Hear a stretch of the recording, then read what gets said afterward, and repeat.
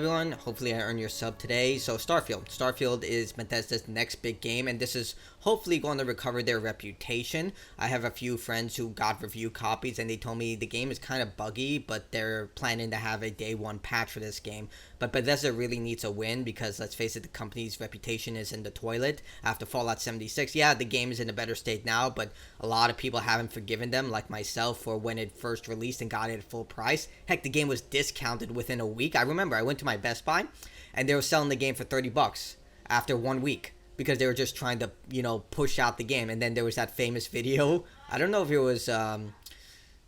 it was predetermined or not, with the guy trashing the GameStop when he tried to return the game. But, as someone who worked in retail, the person's response was actually pretty legitimate. Not the customer, the employee, where he's just like, I don't get paid enough for this crap.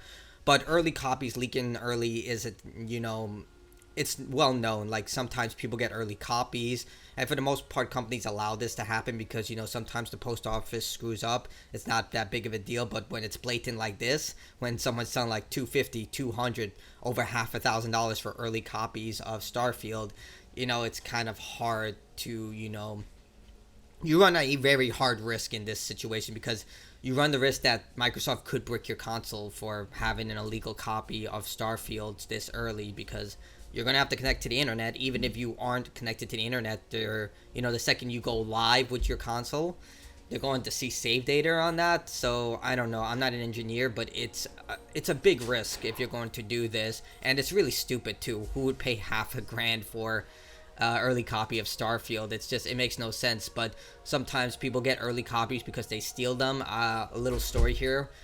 When Modern Warfare 3 came out, I remember people were like huddling around GameStops and Target, and they would like pull out copies of Modern Warfare 3 and say, "You want an early copy? Only $100." Like literally a drug deal, and I'll be like, "I'm okay, no thank you." But yeah, and it seems that the person who was responsible has been caught. I remember this also happened with Death Stranding. I can't find the story for the life of me because all I get up in Google is like sales records for Death Stranding, but if I'm remembering this wrong, tell me, but I remember someone did steal early copies of Death Stranding from a warehouse they were working at, and they also got caught because guess what? These warehouses are heavily guarded. They know that they're carrying valuable product, and sometimes people will likely pay half $1,000 for these things. Like, it's no joke. The Starfield leaker has been arrested. His apology to Todd Howard was not enough to avoid jail. Of course not. This is one of the biggest releases of this year. It's not going to be enough. Earlier this week, those eagerly anticipating the release of Starfield managed to get a first look at the 40 minutes or so of the game thanks to someone who got a hold of an early copy of the game. Having later filmed himself reviewing the game, it was only a matter of time before he would face the consequences for his actions. Yeah, absolutely. Like, do you think you're going to post this and Bethesda and Microsoft now owns Bethesda and ZeniMax Media, are going to look at this and be like, we're just going to let this go. No, they're going to hunt you down, man. As reported on the Starfield subreddit, the leaker was arrested yesterday. Wow, that was fast.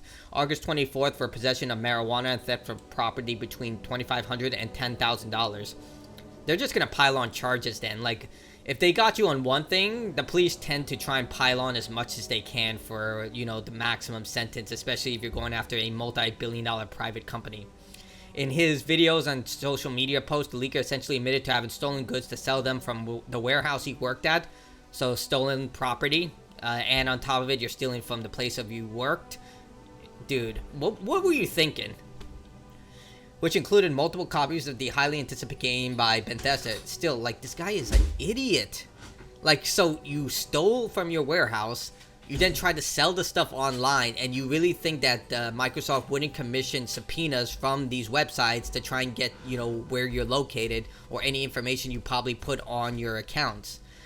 Like, dude, he may have become an internet celebrity overnight in the gaming community for his funny antics, which included the apology to Todd Howard, but the price to pay for his fame was steep indeed.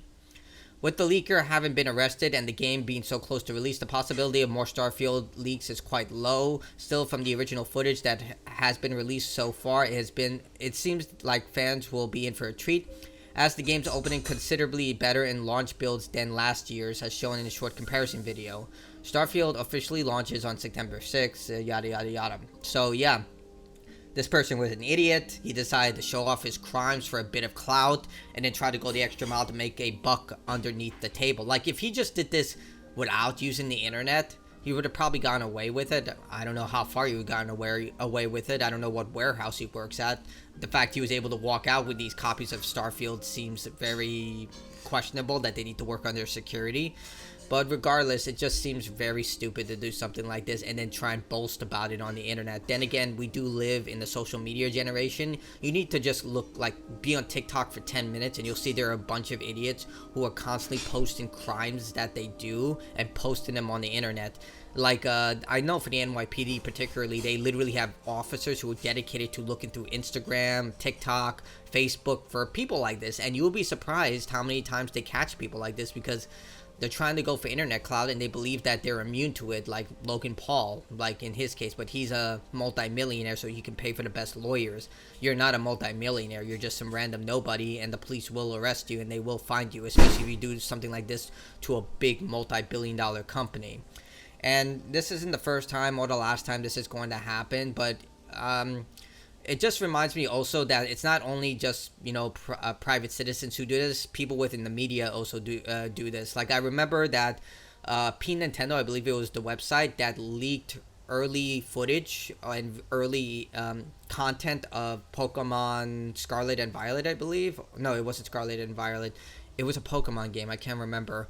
But they leaked early information about the game, and then Nintendo found out who they were, and they were blacklisted because this individual decided to take sensitive information and leak it. And you don't screw around with Nintendo. There was also an incident where a reviewer got an early access copy to the remake of Inside Bowser's Story and then decided to put it on a ROM side for people to emulate. And guess what? Nintendo found out who they were because they traced the code and they were just like, yeah, we know you did this, you're blacklisted. And pretty sure that person faced legal ramifications because it was illegal what they did.